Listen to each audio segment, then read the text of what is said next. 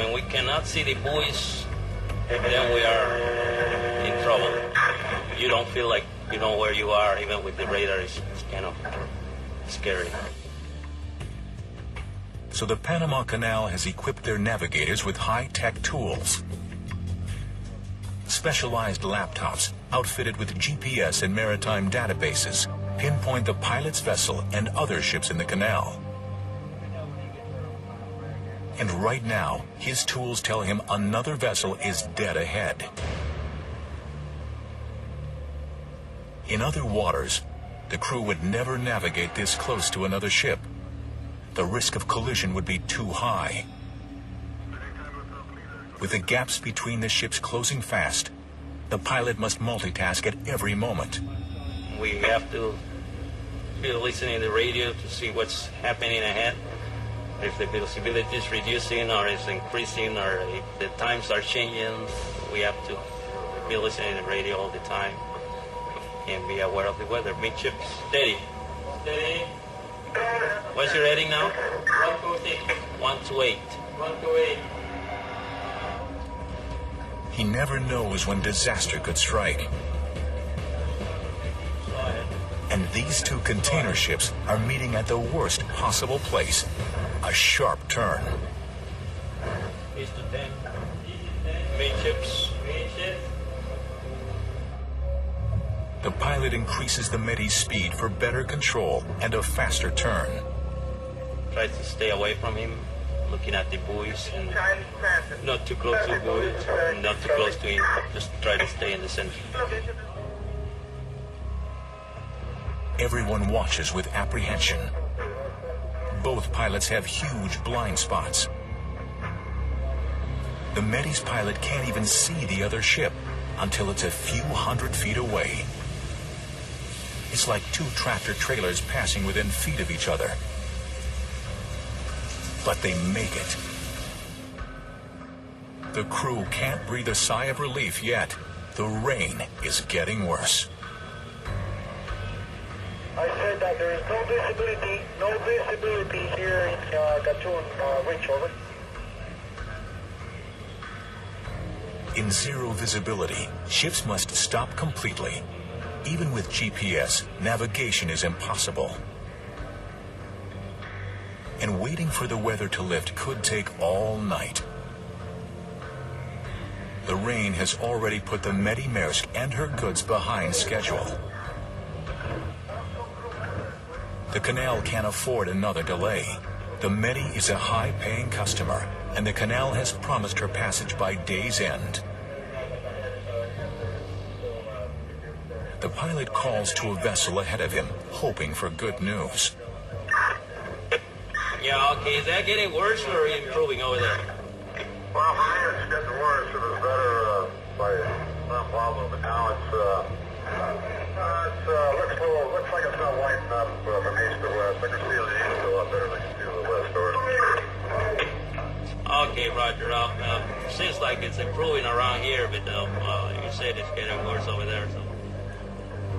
With the narrowest, most difficult part of the canal fast approaching, the pilots must hope for the best and prepare for the worst. The link between the Panama Canal's Gatun Lake and the Pacific locks is called the Cut. It's the one stretch that intimidates even the most experienced navigators.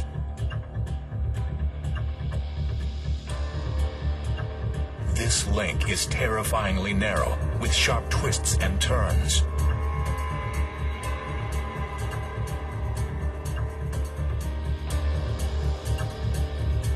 The sides and base are solid rock. One wrong move could slice a ship's hull straight open. That's what happened to this bulk carrier in 2001. It scraped bottom, and the hull flooded, partially sinking the ship. Blasted directly through the Continental Divide, the Cut sits on two tectonic plates. Constant geologic activity has created especially unstable rock. As a result, several 100 million tons of soil above ground tumble into the Cut every year.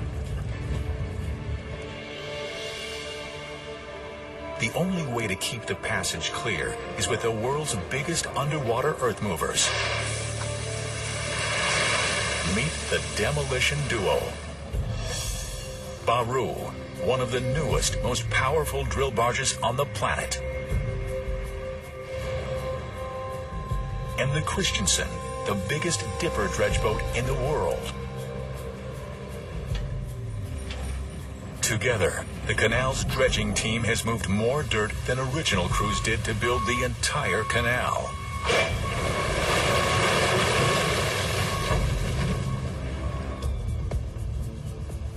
And now they're on a mission to make the canal bigger and better. The goal? Get the canal ready for the next generation of super ships. Container ships like the Savannah Express are 100 feet longer than the Medi Maersk and 30 feet wider. And vessels are only getting bigger. There are more orders for post-Panamax, the larger size, the ones that cannot fit through the canal. Those are the ones that are in order. And so if we don't follow along with those trends, we're going to be left behind. Panama is already losing customers to the Suez Canal, the only other shortcut between Asia and the U.S. East Coast. The route takes longer, but the Suez is bigger and by some accounts, cheaper.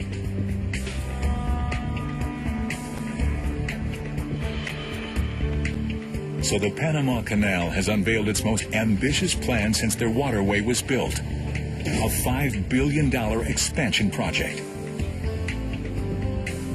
The most impressive feature? A third set of locks that would hold twice as much water and extend 400 feet longer. The expansion would double the canal's capacity.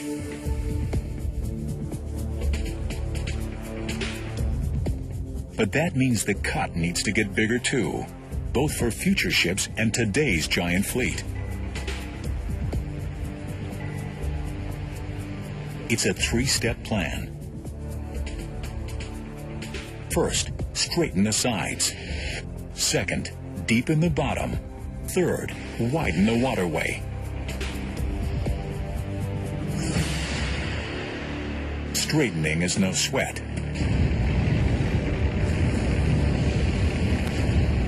Land-based crews obliterate the cut's sides with explosives.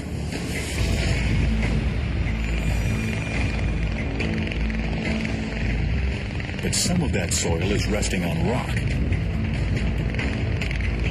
So for step 2, deepening, the canal needs its rock star, Baru. Just 3 months old, this high-tech drill barge is the pride of the Panama Canal. Its deck alone is the size of 2 basketball courts, and standing 10 stories high, its powerful drills can dive nearly 90 feet. Baru's underwater mission: plant explosives 45 feet below and detonate them. With more giant ships today than ever before, the canal is counting on Baru to clear the way. Time to dive in. The drills shoot downward until they hit bottom. It's heavy metal versus rock. The drill bits bore 30 feet deeper. Now, time for the explosives. Each of these yellow tubes contains 7 pounds of explosives. But the crew needs to pack a whopping 140 pounds into the bar. They attach a detonation line, and the explosives head underwater.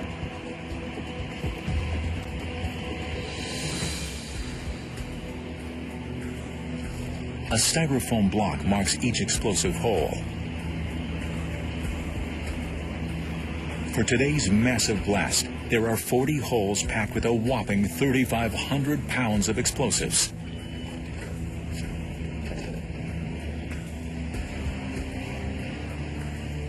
Time to get out of the way.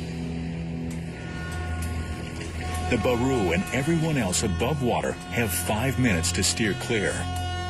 They must squeeze the blast in between transiting ships.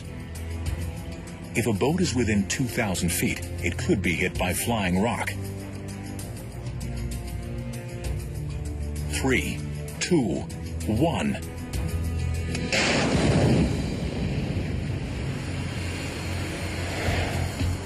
That's 2,500 cubic meters of solid rock obliterated. Now for step 3, widening. The canal calls in Baru's partner, the Christensen,